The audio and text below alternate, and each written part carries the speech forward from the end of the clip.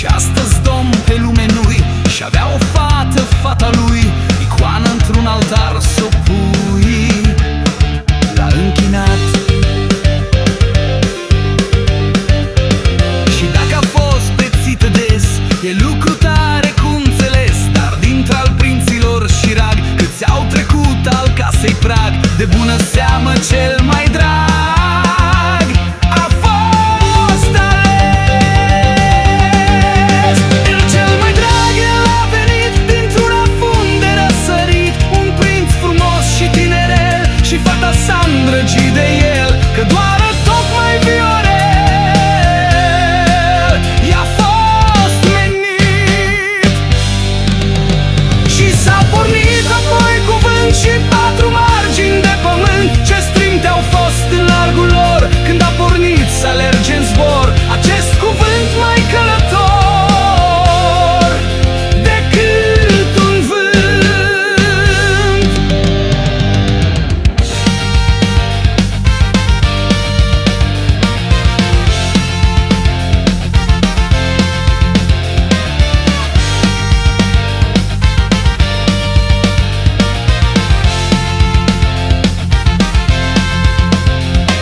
Ca ieri cuvântul din vecin s-a dus ca astăzi prin străini, lăsând pe toți din cât afund 1000 de crăimi ascund, toți craii multului rotund de veste plin. Și atunci din tron s-a ridicat un împărat după împărat, și regii în purmuri s-au încins, și doamnele grăbit au prins să se gătească din adins ca niciodată. Iar când a fost de s-a împlinit ajunul zilei de nuntit, din munți și văi, de peste mări, din larg cuprins de multe țări, nuntași din 90 de țări s-au răscolit.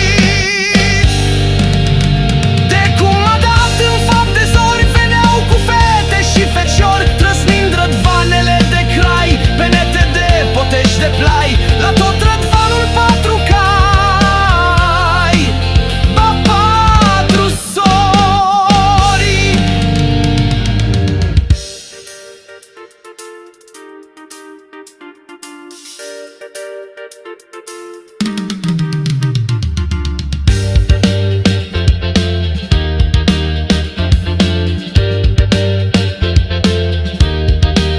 Din fundul lumii mai din sus, și din zorit și din apus, din cât loc poți gândind să bați, venit au roiuri de împărați, cu stemă în frunte și îmbrăcați cum astăzi nu-s. Sosit era bătrânul grui, cu sanda și rusanda lui, și ținteș cel cu trainic rost, cu lia lui sosit a fost, și bardeș cel cu adăpost prin munțul hui. Și alții, Doamne drag, alint de trupuri prinse în mărgărind, ce fete dragi, dar ce comori, pe rochii lungi se sute în flori, iar hainele de pe fecior sclipeau de argint. Voinicii cai spumau în salt și în creasta coifului înalt, prin vulturi vântul viu vuia, vreun prinț mai tânăr când trecea, cu un braț în șold și pe prăseat cu celălalt.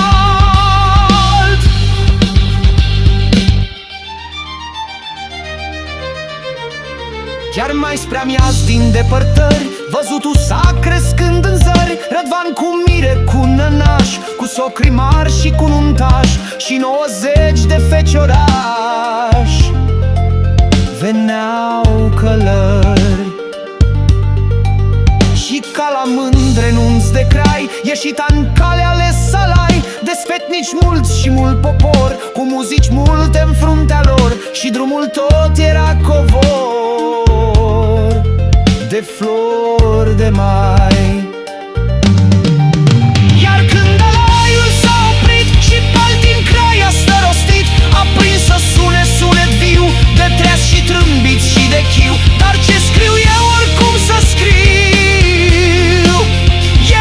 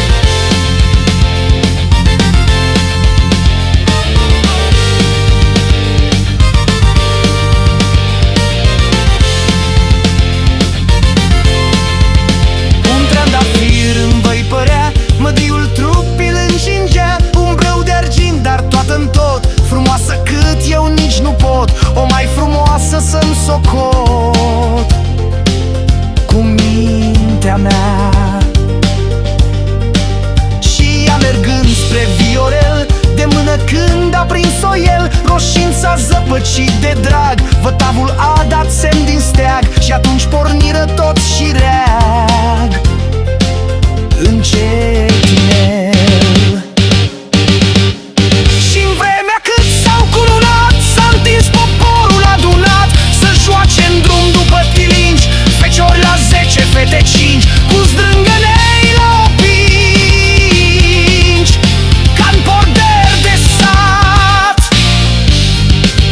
3 pași la stânga linișor și alți 3 pași la dreapta lor.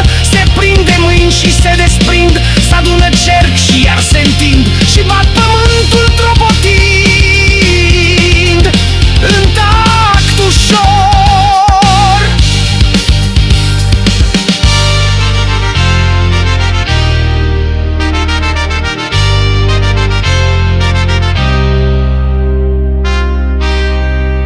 Iar la ospăț un râu de vin, mai un hotar tot a fost plin de mese și tot oaspeți rari, tot crai și tot crăiese mari, alăturea cu ghinărari de neam străin.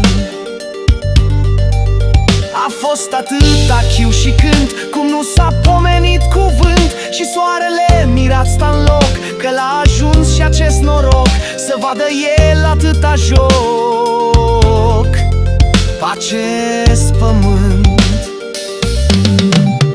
De-ai fi văzut cum au jucat copilele de împărat, frumoase toate și într-un pic, cu ochi șireți ca cei de vulpi, cu rochii scurte până în pulbe, cu păr buclat și principalnici și îndrăzneți, de-al căror buzdugani isteți, peritau zmei din iaduri școși. De-ai fi văzut jucând voioși și feți voinici și feți frumoși și logofeți.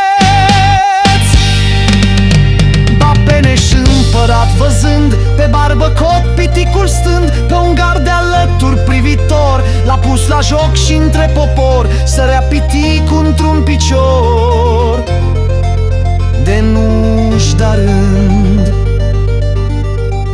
Sunt grei bătrânii de pornit, dar de-i pornești sunt grei de oprit. Și s-au pornit bărboși și regi, cu sfetnici învechiți în legi, și 40 de zile întregi au tot nuntit.